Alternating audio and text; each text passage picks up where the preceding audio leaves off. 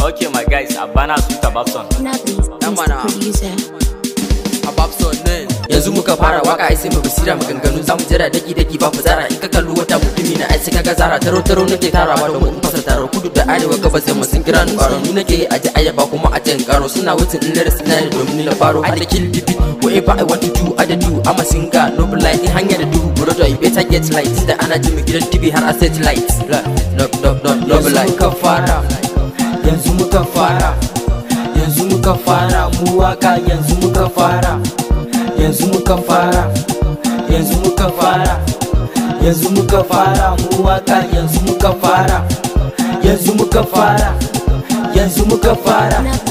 yanzu muka fara mu waka yanzu muka fara haka nake mafitin ko na iya ban farka da shi ba amma ina kashe shi da kafiya ni fa cinye rapper nake da taliya amma bef ne kadai ke intimidating power na domin ko farawa na ya fi goge wasu ba da bara bitin ne mata tsirara I am from Katin ne babi a challenge who go feeling tun da best ni suke talaki me a baby tun da ni suke evaporating me a no be battery go sai na yi charge yanzu aka fara Abana Suta Babson basi na zana dora me a no be master wai sai sun kira dodo a no go be gangster wai sai na ji tsoro ko da kido din duk fa za su tara kashe su baya bani tsoro a Babson why you never tell them ai ban fara ba still ina bitan salo na da bitin dan naga ta ina zana fara to gan su waye san shi ni da nake kashe bitin na hana ta nishi yanzu muka fara